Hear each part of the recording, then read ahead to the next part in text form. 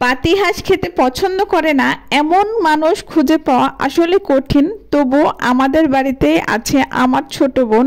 সে পাতি হাঁস খায় না, মুরগি খায় না, এটা খায় না, সেটা খায় না, তার যত সব সমস্যা। তবে আমি কিন্তু পাতি হাঁস আলহামদুলিল্লাহ খাই, অ্যান্ড খুব মজা করে খাই। কারণ পাতি হাঁসের হাড্ডিটা চিবালে মনে হয় একটা সুন্দর স্মেল আসে, সেটা খেতে অনেক ভালো লাগে। আমার আব্বা বলতো যে তুমি যদি না খাও তাহলে বুঝবা কি করে সেটা ভালো কি খারাপ।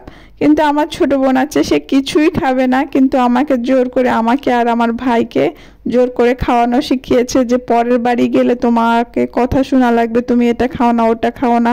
আবার শ্বশুর শাশুড়ির দোষ খুঁজবা, সে এটা বানিয়ে দেয় না, ওটা বানিয়ে দেয় না, কিন্তু তোমার দোষ সেটা তুমি কখনো স্বীকার করবা না যে তুমি সেটা খাও না বলে তোমার জন্য তার স্পেশাল করে কেউ কোনো কিছু বানাবে না। আর বানানোর সময় ভুল হতেই পারে, তখন সেটা শাশুড়ির দোষ হয়ে যাবে। এই জন্য আমার আব্বা আমাদেরকে প্রায় সব কিছু খাওয়ানো শিখিয়েছে। কিছু কিছু জিনিস তো মানুষের অপছন্দ থাকবে, তো যাই হোক আলহামদুলিল্লাহ আমি কিন্তু খাই। আর আরেকটা বিষয়, যারা যারা আমার পেজটিকে এখনও ফলো করেননি কিন্তু অবশ্যই ফলো করে দেবেন বন্ধুরা। প্লিজ একটু কষ্ট করে সাপোর্ট করবেন, সবসময় পাশে থাকবেন। তো ফাইনালি আমাদের কথা বলতে বলতে মাংস কিন্তু কাটা হয়ে গেল। এখানে কয়েকটা ডিম ছিল, তারপরও মানে হাঁসটাকে কেটে ফেলছে, তারপরে ধুয়ে পরিষ্কার করে রেখে দেবে ছেলের জন্য, মেয়ের জন্য আমার আম্মা। আর আমাদের মামি এত ভালো কাজ করতে পারে, আম্মাকে সবসময় হেল্প করে। আমার খুবই ভালো লাগে এই বিষয়টা। আসলে মিলেমিশে থাকলে সবাই ভালো লাগে, আপনজন সবসময় আপনজনের সম্পর্ক অটুট থাকে। আমার আম্মাকে আমার মামি খুবই হেল্প করে, আমার আম্মাও কিন্তু মামিকে অনেক ভালোবাসে, আমার মামাতো ভাইদের খুবই ভালোবাসে। আমার আম্মা এদিকে সব সময় দেখি কোনো হিংসা নাই, ভাই বোনের ভালোবাসা আসলে প্রকৃত ভালোবাসা, কিন্তু বিয়ে হয়ে গেলে সেটা ভুলে যায়।